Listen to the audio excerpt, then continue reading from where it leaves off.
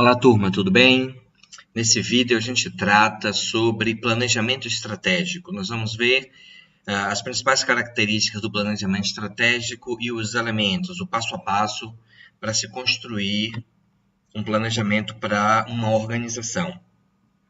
Bom, nós temos aqui um texto de apoio para essa aula de hoje. E a gente trata do planejamento estratégico em um cenário em que as organizações precisam se preparar para o futuro. Vejam, a cada vez que as organizações precisam dar respostas a mudanças ambientais, elas precisam planejar essa resposta. Já é pacífico o entendimento de que o cenário de negócios ele muda com muita rapidez, ele está mudando com muita frequência, exigindo então que as empresas se adaptem às novas realidades impostas, ao novo comportamento do consumidor, por exemplo, ao fato de que a internet faz parte da vida das pessoas, com compras online. Então, as organizações precisam entender como funciona esse novo cenário e se adaptar e responder a esse novo cenário a partir dessas mudanças. E a ferramenta gerencial mais interessante para se fazer isso é o planejamento estratégico. É a maneira da organização olhar para a situação atual, olhar para o futuro e então se planejar, se preparar para operar em um futuro com as mudanças que estão acontecendo. Muito bem, nós podemos de maneira sintética dizer que o planejamento estratégico é um processo analítico, gerencial, político, de estabelecimento de objetivos e posicionamentos futuros como resposta a um ambiente de negócios. Então, primeiro, é um processo analítico, porque você para de maneira criteriosa, cuidadosa, faz uma análise de toda a situação e toma decisões. Então, ele é um processo analítico. Ele é gerencial porque essas decisões são tomadas e serão colocadas em prática na organização. Então, esse é o aspecto gerencial do planejamento estratégico. São decisões tomadas para uma determinada equipe implantar essas mudanças. E ele também é um processo político. Essa é uma dimensão pouco cuidada do planejamento estratégico. Muitas vezes nas organizações, as pessoas querem tratar o planejamento como algo puramente técnico, mas não é. Ele tem um componente político, ou seja, existe um interesse de um certo grupo, existem informações que não são muito claras, que nem todas as pessoas têm, existem interesses de grupos específicos, por exemplo, o pessoal de finanças tem mais poder do que o pessoal de gestão de pessoas, por exemplo, ou então tem mais influência na construção, na definição do orçamento para se investir, por exemplo, no desenvolvimento das pessoas, e o pessoal de finanças quer segurar um pouco. Então, tem todo um jogo político na construção do planejamento que ele também deve ser levado em conta. Bom, então, esse processo analítico, gerencial e político de estabelecimento de objetivos, ou seja, eu vou estabelecer onde eu quero chegar, em que situação futura eu quero estar, e posicionamentos de respeito a como a empresa quer ser vista no futuro. A posição da empresa no mercado é como os clientes a veem. Então, os clientes podem ver uma empresa como uma empresa que vende muito barato, que é muito competitiva, ou então como uma empresa que desenvolve produtos de altíssima qualidade, ou então como uma empresa muito inovadora. Esse é um posicionamento que a empresa tem. E ela vai construir a sua intenção de posicionamento também no planejamento estratégico. Bom, e tudo isso é uma resposta a um ambiente de negócios, ok? E esse ambiente tanto acontece externamente, ou seja, que não está no controle da empresa, estão no ambiente, são os concorrentes, governo com normas de regulação, bancos com imposições, por exemplo, para a área de investimento, juros altos ou juros baixos. Então, existe um ambiente externo. Mas também tem um ambiente interno, a própria empresa. O que ela faz, como ela faz, ela sabe fazer, ela tem competências para ser competitiva nesse mercado. Então, esse ambiente, tanto interno quanto externo, tem uma certa configuração. E o planejamento vai ser uma resposta a essa configuração ambiental. Muito bem. Aqui eu tenho 4 etapas do planejamento estratégico. A identidade da organização, que normalmente é a primeira etapa. Alguns autores propõem que a identidade venha como segunda etapa, mas a maior parte considera que ele venha primeiro. A identidade da organização, o diagnóstico de como está esse ambiente interno e ambiente externo, a escolha e definição da estratégia como terceiro ponto, e a definição dos objetivos a serem alcançados pela organização. Então, são essas 4 principais etapas de um planejamento estratégico, e a gente vai ver cada um deles agora, começando pela identidade organizacional. A identidade tem 3 dimensões. A identidade diz respeito à missão da organização, ou seja, o que ela faz e como ela faz, para que ela está aqui, para que ela existe. A visão, onde ela almeja chegar, onde ela gostaria de chegar, como ela gostaria de ser reconhecida pelo mercado, isso é a visão. E os valores, ou seja, quais são os compromissos que norteiam a ação da empresa? Quais são os compromissos, os valores que estão por trás das decisões tomadas? Vejam, na empresa você não decide valores, você toma decisões gerenciais.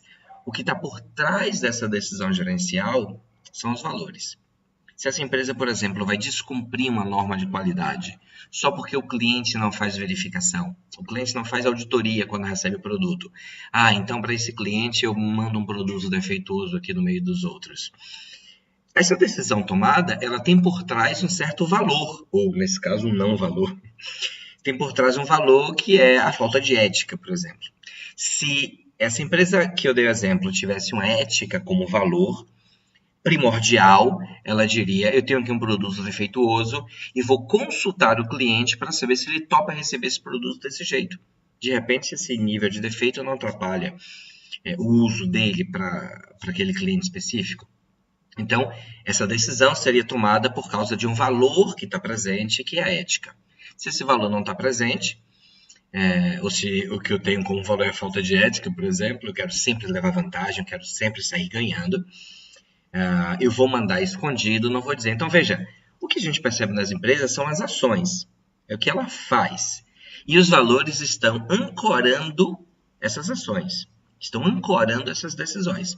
Se em um determinado momento de crise eu preciso decidir se reduzo a minha retirada de lucro ou se eu demito funcionários.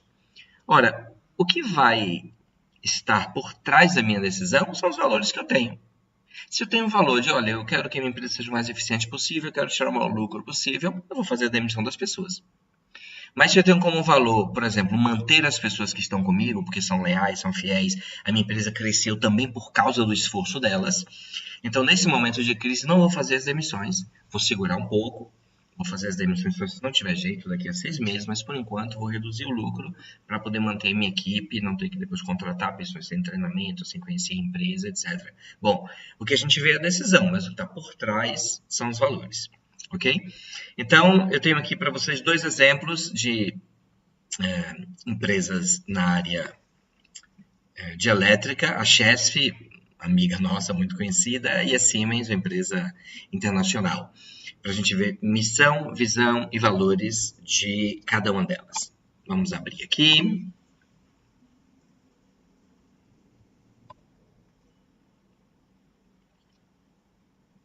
A internet está chegando. Aqui Siemens, beleza. E aqui a Chesf. Então, primeiro a Chesf, na página dela, na parte A Empresa, ela mostra para nós aqui missão, visão e valores. Vamos chegar aqui, missão. Contribuir para o bem-estar da sociedade, gerando e transmitindo energia. Então, nessa missão, ela está dizendo o que ela faz, gera e transmite energia, e como ela faz. Ela quer fazer isso contribuindo para o bem-estar da sociedade. É uma missão bastante genérica, mas muitas empresas usam esse formato super enxuto de declaração de missão. E aqui a declaração de visão. Ser empresarialmente eficiente e sustentável.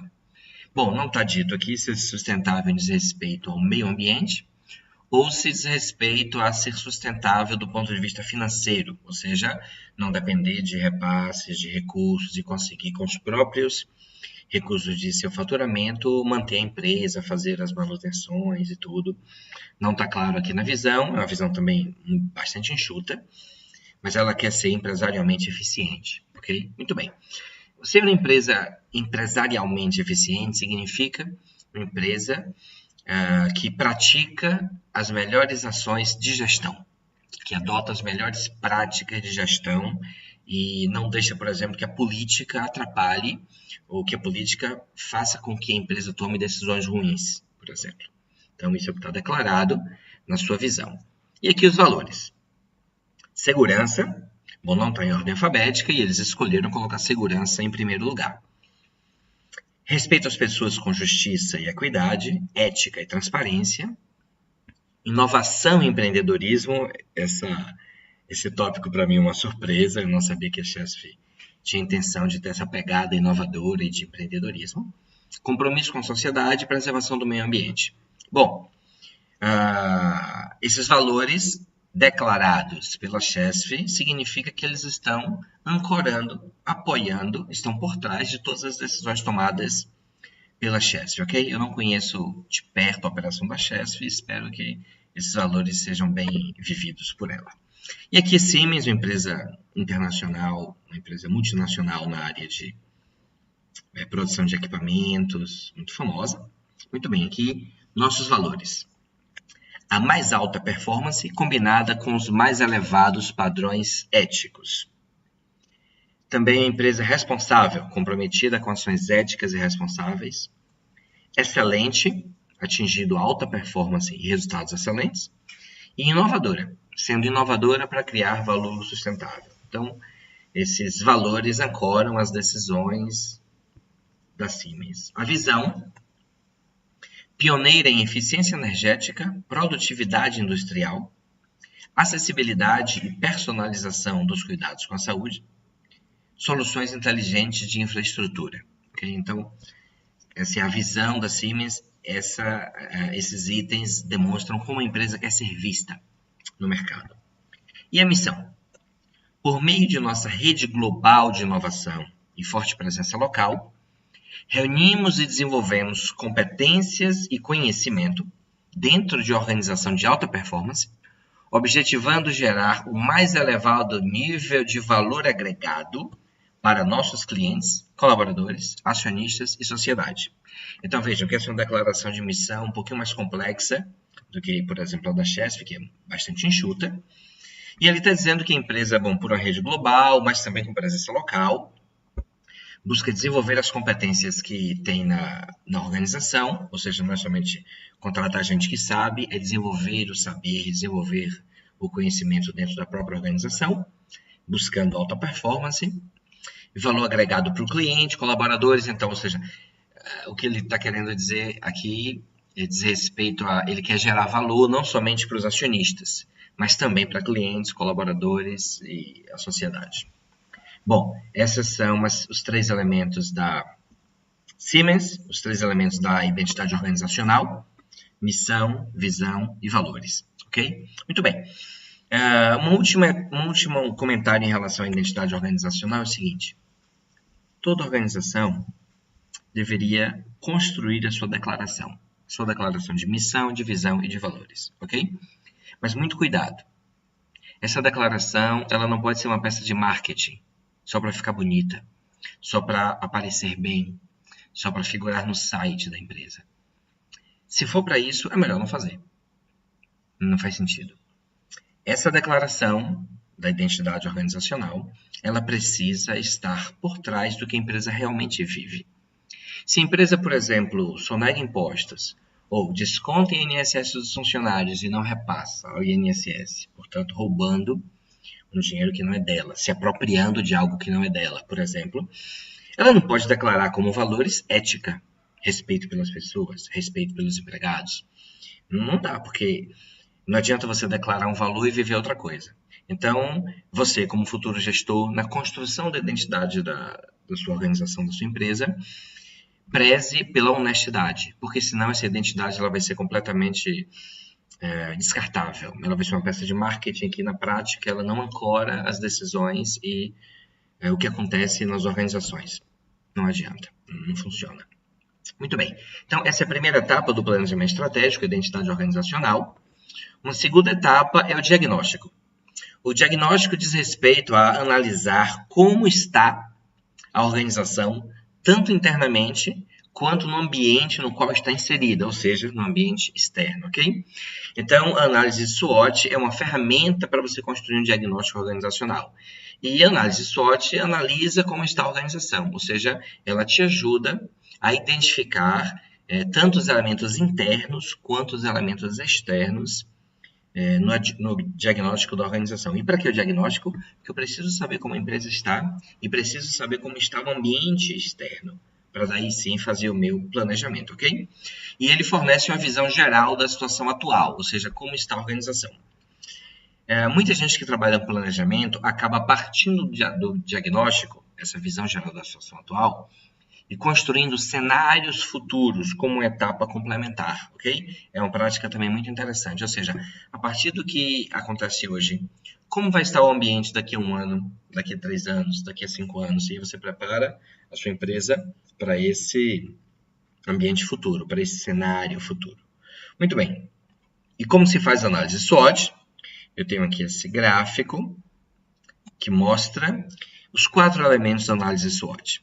Primeiro, aqui na lateral, eu tenho fatores internos que são analisados e os fatores externos. Ou seja, fatores internos é tudo aquilo que é dentro da organização, tudo aquilo que depende da organização. Tudo aquilo que os gestores podem mexer. Se o gestor pode mexer, pode influenciar, pode atuar, a gente chama isso de fator interno. E fatores externos, todos aqueles que o gestor não pode mudar. Por exemplo, a inflação está aumentando. A gente não consegue mexer nisso. A gente precisa se adaptar a isso. Ou então, o governo aumentou a taxa de juros Selic, então tornando os investimentos tomados com dinheiro de banco mais caros, né, por causa dos juros mais altos. Isso é um fator externo e o gestor da empresa não consegue mexer nisso, ele não consegue alterar, ele não consegue interferir, ele não consegue tomar uma decisão gerencial que mude a taxa de juros Selic, que mude a inflação. Tudo isso está no ambiente externo, ok? Então, a diferença entre ambiente interno e externo não é nem a fronteira física da empresa, é mais o que é que eu, enquanto gestor da empresa, consigo mudar, consigo atuar, consigo mexer, consigo alterar. Se eu consigo alterar algo, ele é um fator interno. Se eu não consigo, é algo do ambiente, ele aí sim é um fator externo, ok? E nós vamos tomar esses 2 elementos, internos e externos, e vamos classificar em positivos e negativos, ou seja, o que nos ajuda, o que é bom para a nossa empresa, a gente vai chamar de positivo, e o que não é bom, não ajuda a nossa empresa, a gente vai chamar de negativo, ok? E aí a gente tem um diagrama matricial com 4 quadrantes, em que eu tenho os fatores internos que são positivos, a gente chama de força. Por exemplo, a minha equipe de vendas é muito boa de negociação. Então, isso é uma força. As outras empresas não têm uma equipe tão competente. Por exemplo, eu tenho uma base de clientes que é muito fiel. Isso também é uma força. Eu consigo alterar isso. Eu consigo melhorar a fidelidade do cliente, dando melhor atendimento, por exemplo. De maneira complementar, tem fatores internos que não são tão bons, que eu não faço tão bem, e a gente chama esses de fraquezas, ok? Nas fraquezas, por exemplo, a minha empresa não está sendo bem vista no mercado. E eu não estou conseguindo, por exemplo, porque eu não consegui, por exemplo, investir em publicidade. Então, por causa da crise, por causa da minha dificuldade financeira, eu acabei não investindo em publicidade e minha empresa começa a se tornar uma desconhecida. Muita gente começa a não lembrar mais dela porque eu não investi em publicidade. Então, baixo investimento em publicidade é uma fraqueza. Eu ou preciso alterar isso, ou preciso tomar providências, ou preciso lidar com isso, mas sem dúvida é uma fraqueza. Ou então a ausência do que eu disse antes, a minha equipe não é boa negociadora, ou a minha equipe tem baixa escolaridade, isso atrapalha o seu desenvolvimento, isso vai ser um fator negativo, ok? Muito bem, eu estou tratando aqui de fatores internos. Os fatores externos são aqueles que não estão sob nosso controle, divididos em 2. Os positivos a gente chama de oportunidades e os negativos a gente chama de ameaças. Um exemplo de oportunidade pode ser abrir um loteamento novo aqui na região. Muitas casas vão ser construídas e então a minha empresa a minha construtora ou minha instaladora de equipamentos elétricos vai então se beneficiar porque vai fazer instalações. Portanto, a chegada de um novo bairro, a chegada de um novo loteamento é uma oportunidade. Eu posso aproveitar ou não, mas vai se estabelecer como uma oportunidade para mim. E por que é ambiente externo isso? Porque eu não consigo mudar, eu não consigo dizer, não instalem esse bairro novo aqui. Ou eu não consigo dizer, instalem esse bairro novo perto da minha empresa. Eu não consigo, isso são decisões que escapam da nossa capacidade e, portanto, está no ambiente externo. E o que seria um exemplo de ameaça? Ou seja, em ambiente externo é negativo. Pode ser, por exemplo, a chegada de um concorrente importante. Você está estabelecido na cidade, tem seus clientes fiéis, e de repente você fica sabendo que uma grande empresa que tem atuação em vários estados começa a preparar a implantação na sua cidade, onde você tem um certo conforto, tem um certo domínio, mas agora vai chegar um concorrente importante, então isso é uma ameaça. Bom, se eu consigo preencher todos esses elementos, eu consigo ter uma visão ampla da minha empresa, como eu tinha dito aqui. Eu consigo analisar como está a organização, tanto internamente quanto no ambiente externo, e consigo ter, a partir daí, uma visão geral da situação da empresa, tá bom? Então, a gente faz isso. As análises SWOT mais simples, elas são feitas de forma de tópicos. Então, fatores positivos e internos, que são as forças. Aí eu coloco aqui, empresa bem capacitada do ponto de vista das competências. Marketing feito de maneira profissional. Empresa bem reconhecida no mercado. Então, eu posso ir listando, ou eu posso fazer um texto corrido explicando todas as minhas forças, ok? Mas o mais comum nos documentos gerenciais é você fazer isso em forma de tópicos, para cada um dos elementos da análise SWOT, ok? Muito bem. Fiz, então, um diagnóstico dessa empresa e eu já tenho uma visão de como está a minha empresa. Aí, eu parto para uma etapa super importante do planejamento, que é escolher a minha estratégia. Qual estratégia eu quero usar? Qual estratégia eu vou adotar para atuar nesse mercado? Escolher estratégia significa, aqui, diz respeito a como vou competir no mercado. De que maneira você vai competir no mercado? Você vai competir no mercado usando preços muito baixos, ou então usando alta eficiência operacional, ou você vai querer atuar no mercado usando muita tecnologia, por exemplo? Qual é a sua escolha estratégica? Diz respeito também a quais caminhos serão adotados para atuar no mercado. Ou seja, são as escolhas que você vai fazer, o conjunto de escolhas, a gente chama isso de estratégia.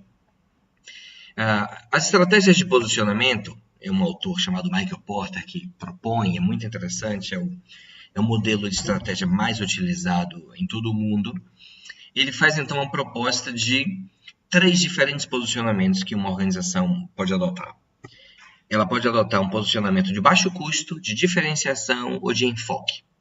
Baixo custo significa oferecer aos clientes o menor custo total.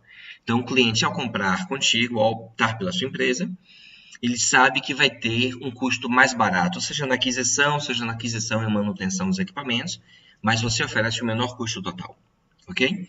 Bom, para que você consiga oferecer o menor custo total, sem perder dinheiro, porque se você simplesmente decidir vender barato, mas se você tem uma estrutura de custos parecida com a dos seus concorrentes, você vai perder dinheiro, porque os concorrentes estão vendendo por um preço, tendo uma certa margem de lucro que em ambientes competitivos, normalmente, ela é baixa. Normalmente entre 4% e 10% do faturamento, a depender do ramo de atuação. É uma margem relativamente apertada. E apertada é normal que seja assim, porque se a margem for muito grande, chegam novos competidores. E se chegam novos competidores, eles vão competir em preço, as margens vão cair até o limite em que os ineficientes saem do mercado e os eficientes estão ganhando ali entre 3%, 4% e 10% do faturamento. Muito bem, mas se num cenário como esse você chega e quer simplesmente vender barato, mas a sua estrutura de custo é igual dos concorrentes, você vai perder dinheiro. Eles vendem por esse preço, não é à toa. Então, qual é a maneira de você conseguir oferecer baixo custo? Você precisa alinhar a sua operação com alta produtividade, ou seja, toda a sua operação tem que ser desenhada para ser barata. Toda a sua operação tem que ser desenhada para ter baixo custo, ok? Bom, ser baixo custo significa ter fornecedores de matéria-prima que tenham boa qualidade e não atrapalhem o seu produto final, ok? Não necessariamente é o fornecedor mais barato, mas ele é o fornecedor que, por exemplo, não entrega produtos defeituosos. Os produtos são eficientes. Isso te faz ter uma operação mais eficiente e, com isso, mais barata. Você também precisa de uma equipe altamente produtiva. E aqui uma armadilha importante. Quem escolhe estratégia de baixo custo, muitas vezes quer pagar pouco a seus empregados. Isso não é inteligente, porque empregados que ganham pouco tentam ir embora da sua empresa. Se você tem uma equipe de 100 pessoas e você resolve pagar 10% a menos do que o mercado, você vai ter gente para contratar. Muita gente vai querer trabalhar contigo. Mas ganhando 10% a menos, os seus 100 empregados vão tentar ir embora da empresa. Mas somente os 10 melhores vão conseguir. E você vai ficar com os 90 que não são tão bons. Os seus excelentes vão todos embora, por causa da sua opção de pagar mais barato. É o contrário. Se você precisa de uma equipe eficiente, você tem que pagar um pouco melhor do que o mercado para ter as pessoas mais competentes e mais engajadas, e aí sim você conseguir ter uma operação de baixo custo. Não porque você paga barato, porque você paga bem e as pessoas são comprometidas e são altamente produtivas. Essa é a maneira mais barata de você produzir, é pagando bem para ter uma equipe mais comprometida. Muito bem, então você tem uma estrutura de baixo custo, a sua estrutura está toda desenhada de maneira que você não perca dinheiro, que você não tenha altos estoques, que você tenha uma produção eficiente e você tem uma equipe engajada que presta um bom serviço. A partir daí você tem custos operacionais mais baixos. Se você conseguir custos operacionais mais baixos, aí sim você pode adotar uma estratégia de baixo custo. Muito bem, uma segunda opção é a estratégia de diferenciação. Diferenciação significa oferecer produtos ou serviços com qualidade superior. Os clientes olham para o seu produto e dizem é mais caro, mas é melhor. Ou seja, os clientes topam pagar um preço premium, mas eles topam pagar porque eles reconhecem que o produto tem qualidade superior aos concorrentes. Senão, eles não vão topar pagar mais caro. Normalmente, uma estratégia de diferenciação vem associada a um reconhecimento da marca. Muitas marcas conseguem isso. Muitas marcas, ao se estabelecer no mercado, elas são reconhecidas pelos clientes como marcas de alta qualidade. E lançam produtos, já lançam mais caro do que todo mundo. Você pode tentar lembrar de algumas empresas que você olha para o produto dela, é mais caro do que de todos os outros concorrentes. E mesmo assim vende. Mesmo assim tem clientes querendo comprar. Significa que o reconhecimento da marca acontece, é forte naquele público-alvo. Não necessariamente você vai comprar o produto, ok? Não necessariamente eu vou comprar esse produto. Mas tem um certo público que valoriza essa qualidade superior, essa marca superior, e está disposto a pagar um pouco mais para ter esse produto. Muito bem, uma terceira opção de estratégia é a estratégia de enfoque. Enfoque significa, eu não quero atender ao mercado amplo, ao mercado como um todo. Eu quero atender a um nicho específico de mercado. E aí eu faço a estratégia de enfoque, eu adoto a estratégia de enfoque. Bom, para você adotar a estratégia de enfoque, você tem que ter um autoconhecimento do público-alvo. Já que você quer atender aquele público específico, você precisa conhecer muito bem o que esse público quer, o que esse público valoriza. Por exemplo, você pode abrir uma academia para o público amplo. Aí você vai atender homens, mulheres, crianças, idosos, enfim, todo mundo. Mas você pode optar por abrir uma academia só para mulheres. Só com instrutoras, por exemplo, só com profissionais de educação física do sexo feminino para fazer o acompanhamento dos clientes. E você vai montar um layout que seja mais atrativo para esse público específico. Você vai oferecer serviços complementares que sejam também atrativos para esse público específico. Para você ter sucesso nesse negócio, a primeira coisa é você tem que conhecer muito bem esse público-alvo. O que ele quer, o que ele valoriza, o que para ele também não é muito importante. Então, ao adotar a estratégia de enfoque, ao escolher um nicho de mercado específico, você precisa desenvolver muito bem o conhecimento desse nicho que você resolveu atender. Muito bem, então você escolhe uma estratégia. Bom, essas estratégias que eu estou propondo aqui são as estratégias de Michael Porter, são as propostas dele, ok? Tem aí uma um leque de autores que propõem também diferentes estratégias e que você, se interessando em se aprofundar nesse assunto, pode procurar por autores de estratégia ou me procura depois. Eu faço algumas indicações, porque aí você pode ter mais opções entre estratégias a serem escolhidas. Muito bem, uma vez que eu escolhi a minha estratégia, eu já sei como eu vou competir nesse mercado, eu passo então a estabelecer os meus objetivos, é a última etapa do planejamento estratégico. Onde eu quero chegar? Como eu quero estar no futuro? Eu estou fazendo esse planejamento para quê mesmo? Como eu quero que minha empresa esteja daqui a algum tempo? Em relação a essas perguntas, se desenvolvem os objetivos do planejamento estratégico. Então, os objetivos se constituem em posições mensuráveis ou perceptíveis a serem atingidas pela organização. Então, são posições mensuráveis, ou seja, eu quero que o meu faturamento dobre em 5 anos. Eu já estou faturando 200 mil e eu quero atingir um faturamento de 400 mil em 5 anos. Eu consigo mensurar isso. Ou então, eu sou a terceira maior empresa da região e quero ser a primeira empresa da região num prazo de 3 anos. Eu consigo mensurar isso, ok? Ou então, eu gostaria de que a minha empresa tivesse um lucro anual de 100 mil reais, ao invés de 40 mil como está atualmente. Então, eu consigo mensurar e consigo depois verificar se eu cheguei lá ou não. Isso é uma posição mensurável. Uma posição perceptível é aquela que você pode até não mensurar diretamente, mas você percebe, por exemplo, eu quero tornar a minha empresa conhecida como a que tem o melhor atendimento na região. Então, eu percebo esse melhor atendimento, ok? Eu posso até não mensurar. Se eu quiser, eu posso mensurar. Eu posso, por exemplo, pedir para os clientes estabelecerem uma nota de 0 a 10 para o meu atendimento. Eu vou estabelecer, então, escala e consigo mensurar. Mas, muitas vezes, as empresas usam a própria percepção dos gestores, dos clientes, e levam em consideração se essas posições foram atingidas ou não a partir da percepção, não necessariamente a partir de mensurações quantitativas, ok? Mas, enfim, são posições que eu consigo mensurar ou perceber e que eu quero atingir, serem atingidas pela ação da organização. Bom, os objetivos, eles também permitem o controle e verificação das metas estabelecidas. Ou seja, ao estabelecer um objetivo, esse objetivo me permite esse controle. Eu consigo identificar, deu certo ou não deu certo. Por exemplo, pensa num indicador importante para a sua vida acadêmica, que é a nota, ok? E você quer tirar uma nota, por exemplo, a sua meta é tirar a nota 8. Não, meta é 10, né? A meta é tirar um 10. Vai ficar bonito. Então, se eu estabelecer esse objetivo é um objetivo mensurável, depois do período de estudos, da prova, do semestre, eu posso controlar, eu posso verificar se eu atingi ou não o objetivo estabelecido. Então, se eu estabeleço que meu faturamento vai aumentar 30% em um ano, eu consigo, ao longo do período ou ao final do período, identificar se eu consegui ou não atingir esse objetivo, ok? Bom, e esses objetivos, eles aparecem em 3 níveis, tá bom? Eles podem estar no nível estratégico, ou tático, ou operacional.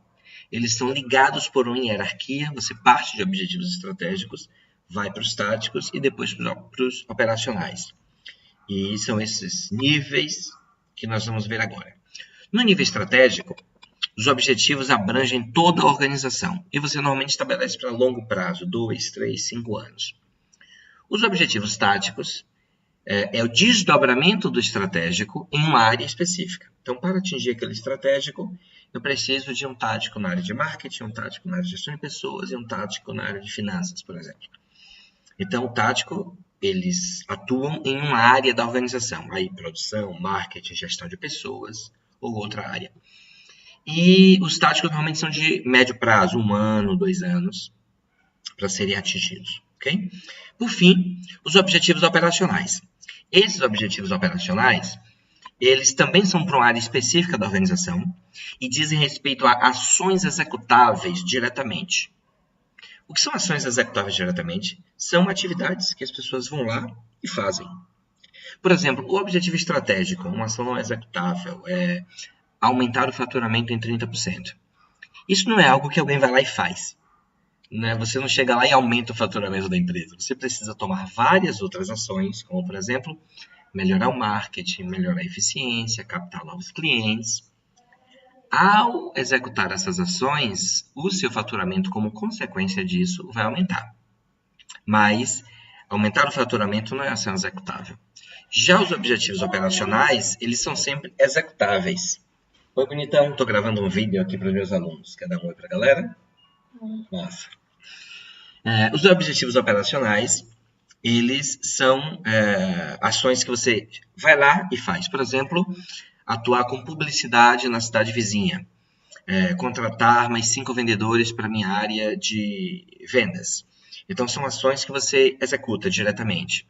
Bom, e normalmente os objetivos operacionais, eles geram um plano de ação. Um plano de ação, aí uma ferramenta de gestão que você pode usar para acompanhar, por exemplo, quem é o responsável por essa operação, quem é que vai controlar esse orçamento, qual meta vai ser atingida, em que prazo, onde vai ser feito. Então, uma ferramenta de plano de ação é a 5W2H. É uma ferramenta que você estabelece o que vai ser feito, quem vai fazer, ou quem é o responsável, onde vai ser feito, como vai ser feito, onde, e além disso, você estabelece por quanto você vai fazer, ou seja, qual custo, qual orçamento necessário, e como vai ser feito, o passo a passo. Você estabelece, atribui responsabilidades e vai acompanhando, ok? Então, a ferramenta 5W2H é uma ferramenta importante de apoio para o objetivo operacional. Muito bem. E eu finalizo, então, com um exemplo de objetivos estratégicos, táticos e operacionais para um planejamento estratégico. E o objetivo estratégico que está aqui estabelecido, dobrar o valor da empresa em 4 anos. Então, o valor da empresa diz respeito a todas as ações positivas do seu balanço, ou seja, quanto ela tem de saldo em caixa, estoque, recebíveis bons, né? Porque se os recebíveis são ruins, a gente tem que provisionar uma perda. Então, juntando tudo isso, eu tenho quanto a empresa vale. Ou eu posso, no caso das empresas que têm ações na Bolsa de Valores, as empresas que são SA, Sociedade Anônima, você pode ver o valor da empresa a partir do valor das ações, ok? Então, das duas situações, você precisa tomar providências para dobrar o valor da sua empresa em 4 anos. Esse é o objetivo estratégico. Vejam, esse objetivo estratégico não é algo realizável diretamente. É algo que você precisa de várias ações acontecendo para que esse objetivo seja atingido. Muito bem. Para dobrar o valor da empresa em 4 anos, eu estabeleço alguns objetivos táticos nas áreas da empresa. E aqui eu estou dando exemplo de 2 áreas, marketing e gestão de pessoas. Na área de marketing, eu preciso aumentar as vendas em 30% já em 2009. Então, eu estabeleci isso como objetivo tático para a minha empresa. E como objetivo tático para a área de gestão de pessoas, aumentar as competências de negociação da equipe de vendas. Eu identifiquei lá na análise SWOT, nas minhas fraquezas, está lá escrito que a minha equipe de vendas tem baixa capacidade de negociação. Nós perdemos muita venda na etapa da negociação, por exemplo. Então, eu estabeleci como objetivo tático para alcançar o objetivo estratégico de dobrar o valor da empresa. Na área de gestão de pessoas, eu estabeleci aumentar as competências de negociação da equipe de vendas. Muito bem. Estabelecidos os táticos, eu vou então para os objetivos operacionais. O objetivo operacional diz respeito a atender os objetivos táticos. Então, por exemplo, para aumentar as vendas em 30% em 2009, que é o meu tático da área de marketing, eu vou tomar 2 ações operacionais. Primeiro, contratar 5 vendedores até 30 de junho. Vejam, curto prazo e uma ação executável. Eu vou lá e faço. E uma outra, expandir as vendas em 5 cidades vizinhas até julho. Ou seja, eu estou contratando esses vendedores justamente para conseguir atuar nessas 5 cidades vizinhas dentro desse prazo, ok? Então, essa é uma atividade também que eu executo. Depois de contratar essas pessoas, eu vou atribuir uma cidade para cada vendedor e eles vão dar conta, então, de captar novos clientes nessa região. Então, é um segundo objetivo operacional. E um terceiro objetivo operacional, já para o objetivo tático de aumentar as competências de negociação, eu estabeleço aqui, então, contratar treinamento Contratar treinamentos de negociação para a equipe de vendas em junho. Então, esse meu objetivo... Deixa eu diminuir um pouquinho. Ele andou, não foi? Vamos voltar aqui, pronto. Contratar treinamentos de negociação para a equipe de vendas em junho. Então, eu vou contratar, pode ser no Sebrae, eu ouvi dizer também que tem um professor chamado Marcos Gilberto que dá curso de técnicas de negociação. E eu vou contratar, então, alguém que venha na minha empresa e faça, em junho, um treinamento com a minha equipe de vendas para aumentar as competências negociais. Então, ao estabelecer esses objetivos operacionais, eu atribuo quem vai ser responsável, quando vai ser feito, como vai ser feito, quem vai fazer tudo, todos os elementos de controle, como na planilha 5W2Hs, para cada um desses objetivos operacionais, ok? Então, vejam, se eu consigo executar esses 3 objetivos operacionais, a tendência é que eu consiga atingir os meus objetivos táticos. E se eu consigo atingir os táticos, a tendência é que eu consiga atingir os meus objetivos estratégicos. Talvez não exatamente como eu tinha dito, mas eu posso chegar em 90% da meta, eu posso chegar em 105% da meta. O importante é ir na direção que eu estabeleci, ir na direção da meta que foi proposta, ok? Então, essa é a estrutura de um planejamento estratégico. Vejam que deixa eu voltar aqui agora para o passo a passo. Nós partimos da identidade da organização. Então, o que é a empresa, quem é a empresa, o que ela faz e como ela quer fazer, os valores. O diagnóstico que diz respeito a como está, tanto interna quanto externamente, ela e quais são as oportunidades, ameaças, forças e fraquezas nesses 2 cenários.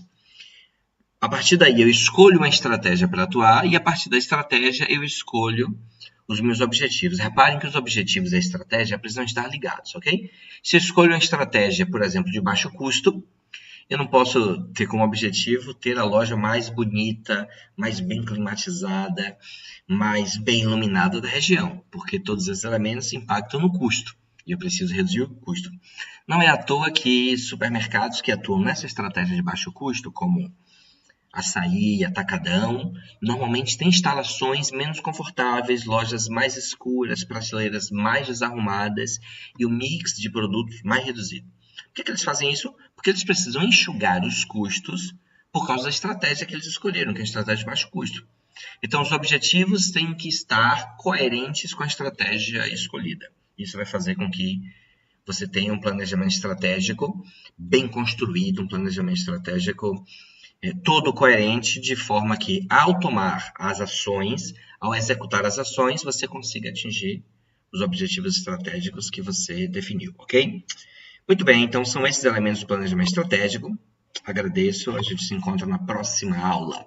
Muito obrigado, um abraço.